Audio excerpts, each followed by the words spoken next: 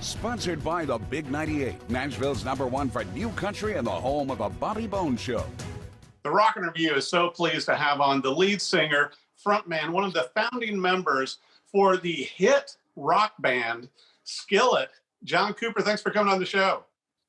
Oh, it's so good to be here. From now on, everybody that says the name Skillet needs to say from the hit rock band Skillet. I'm making that's a thing now, man. That's a thing. You know what? It's so funny, John, because it's like obviously keeping up with you guys and knowing your music. And it's like, but 12 times platinum? I mean, when did that sneak up on you? And also, you know, with Monster, it's in the billions of streams. Surviving the Game, one of the singles off the new album, is already in the millions. Skillet's doing well. Well, thank you. You know, I got to be honest with you. I don't know if this makes me sound good or bad, but I'm always shocked when I hear the numbers. You know, I don't know how to explain it. It's really, I think it's because of this. I think because it took us about, I would say, 10 years before we had a big selling record, and it took us 13 years before we had a song that hit at radio. So you kind of get into this zone to where you feel that your identity is that you're not a big selling artist, you're a hardworking audience with a loyal fan base. And then all of a sudden you do get that success. But I do think it makes you thankful for it. Maybe it makes you grateful because you had to work your butt off to get there. And it makes you always treat the fans as spectacularly as you can, because the only reason you're still a band is because people believed in you over and over and over again. So I think there's some good things about it, but no, I'm still not used to it. You guys are a Christian rock band, but you're a rock band. And you've been one of those incredible bands, in my opinion, that has been able to cross that genre. Because before it's like it's a separation, you know, and you guys have played stages with Korn, with all of these major rock groups. And the music stands up, but also the message stands up. Well, thanks. Yeah, you know, I got a funny story for you that I don't know if I've hardly ever shared this, but when we were first getting signed to our mainstream deal with Atlantic, I was speaking to someone there, and someone there actually that had the power to not sign me. Let's just say that he just said, "I got to be honest, John." He said, "I can't quite wrap my head around this Christian music. Like, what does that mean?" And I said to him, I said, well, and the reason this is so funny, again, I won't say any names because I don't want to throw anybody under the bus. At the time, there was a band on the same label whose singer had just gone to prison again for drugs and other things. Right. And they had to cancel their tour again. And I said, well, here's what it means. It means if you sign me, it means this: I will never cancel a tour because I started doing drugs or beat my wife or I had an overdose on the road. What it means is I'm going to show up on time. I'm going to work harder than everybody else. And it kind of became like a big joke because I was basically saying, I'm the sure thing. We're not a wild card. But, you know, a good thing about being a Christian artist in this, in the rock world also, is that you do get a lot of opportunities playing at fairs. You know, in other words, family events where families can go and hear a great concert, more like old school, like when you go see a Bon Jovi concert or Michael Jackson concert. Those concerts were not riddled with the F word and what have you. And a lot of parents want to take their kids to something fun, and Skillet is just fun. That's the way it is. Well, we're a hit rock band, Skillet. Yeah, exactly. Hit rock band. Well, you know, I gotta tell you, man, listen to the new album, Dominion. Oh my gosh. I mean, Surviving the Game is amazing. Valley of Death with the piano and kind of the ballad feel. There's something for everybody in this Dominion album. And it doesn't sound like you guys did this long distance between Wisconsin and Las Vegas. It sounds like you guys were all in the studio doing this in person. Oh, man. Well, thank you so much. That's so nice. It was an interesting way to record a record. I mean, I think the reason it probably worked is because my wife, Korey, who plays guitar and keyboards in the band, she's a great producer on her own. And I think one of the things that really worked about this is that Korey and I produced our last record. This time we wanted a bit of help. We wanted somebody's outside input. but the truth is that we are capable of producing our own record. So the good thing, the reason I think it worked is that we could produce tracks and then we could send them to our producer who lives in another city that I really wanted to go out, but we couldn't because of COVID travel restrictions. Right. And the city that he lives in was pretty super locked down.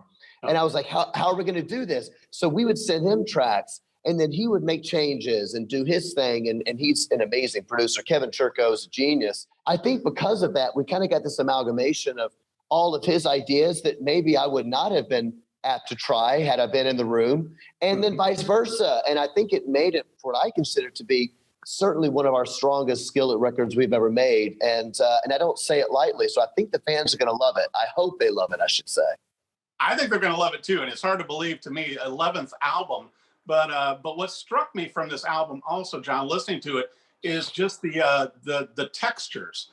And but you know, I think it's interesting that Korey's journal, you know, that a line in there kind of inspired you to really jump back into this and bring something new. And once again, I believe a new era for Skillet with this music in this direction.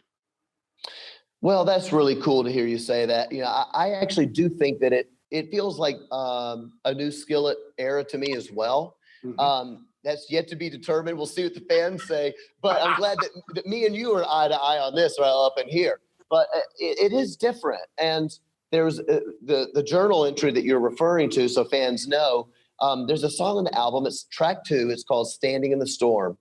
And there's just a simple line. It starts with, it says, I still got some life in me. And it was just as simple as that.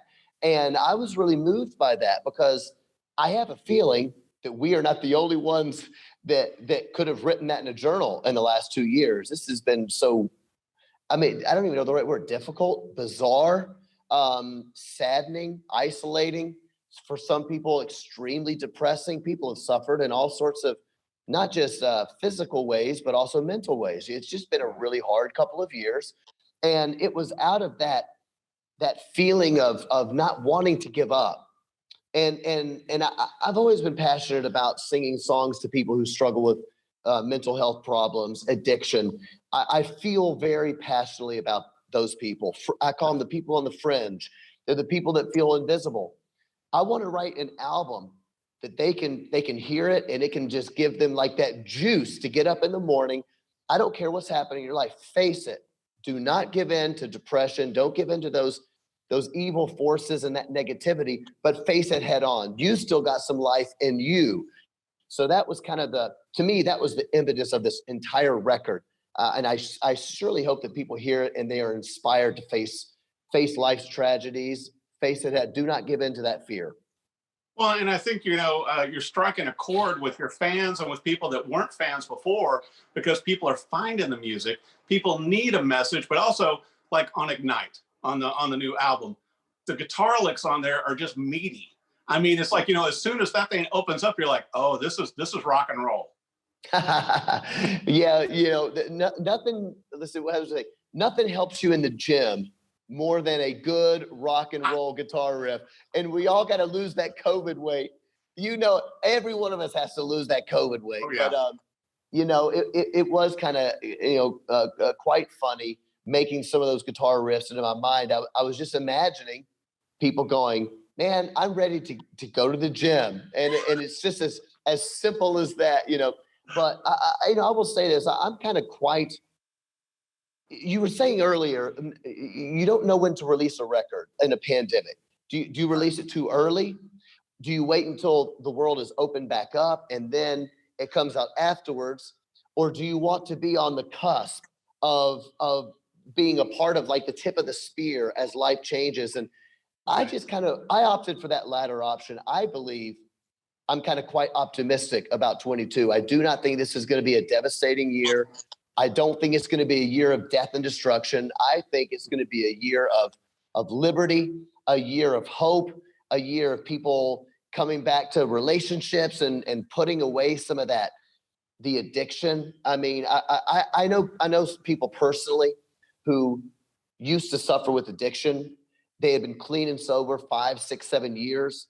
And then in the middle of this pandemic, they just couldn't take it anymore. And they went back I think 22 is going to be a year of celebration of people getting control of their lives again. I'm very optimistic about this year. And so I said, you know what? Screw it. We're putting this record out in January. This is going to be the post-pandemic rock album of the year. Come on, man. You know, a lot of your hardcore fans know where the name Skillet came from. And I got to tell you, until I dug in, I assumed it was because skillets are made out of metal and they're hard. You got to tell the story about the actual origin of the name of Skillet. It's really stupid. Basically, when we started, so we just celebrated 25 years since our first record came out, right? So it's 1996, and somebody actually said, "Hey, John, I think that you would be good with this other guitar player from a different band." So we were in totally different bands, and they said, "Then we'll find a drummer. There's lots of bands in town. We'll find somebody else. So you guys should start a side project."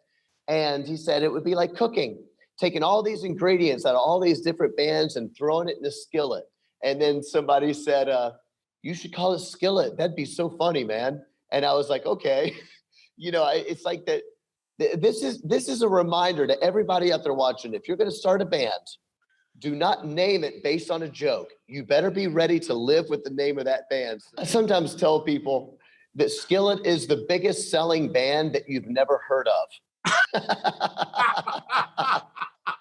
They're like, what's Skillet? I'm like, it's a band. And then, you know, and I said, have you heard the song Monster? And people are like, oh yeah, I feel like a monster. I'm like, that's me. Anyway, yeah, you know, it's funny how that works, but I got no complaints, man. As long as people are listening, it's all good. Well, and also to have two graphic novels with Eden and Eden 2. Have you guys been toying with possibly doing a third one? Yeah, you know, the graphic novel thing was really interesting. And if anybody, you know, watching, if you like comics, if you like novels, they're actually really good. I co-wrote them, so that's how you know they're good. But you know, in my alternate universe, John, if there's an alternate universe me right now, he's a nerd that's writing science fiction novels, you know, and so I took a stab at it with Eden. The artwork is really cool. You can get it on skillet.com, or you can go to, I think it's on Amazon probably. But the idea with that was just to express something that's kind of feels like Skillet, but it's not music. It's art. It's inspiring. It's hopefully creative. It's fun. But a great thing about it is because I love comic books. When I was a kid, I could go to the store. I could read comics, I could buy whatever I wanted. But these days, if you're a parent, you probably know you can't send your kid to the comic shop anymore because graphic novels some of them are X-rated, honestly. And so as a parent, I wanted to make a comic that had a lot of action in it, but it was appropriate for all ages. So people can check that out. I hope to do Eden 3. We'll have to see what happens, you know, knock on wood. Yeah, well, you know, once again, with the brand new album Dominion out, and I'm sure more singles coming out, hopefully more videos, and of course, the tour this year, John. Oh, man. People are so happy to be back at a rock show. I mean, people are losing their minds. You see grown adults out there crying, and they have this look on their face like, I don't know why I'm crying. And I'm like, I don't either, but we all feel it. I mean, I got something kind of deep to say, but for real, check this out. Everybody listen, think about this.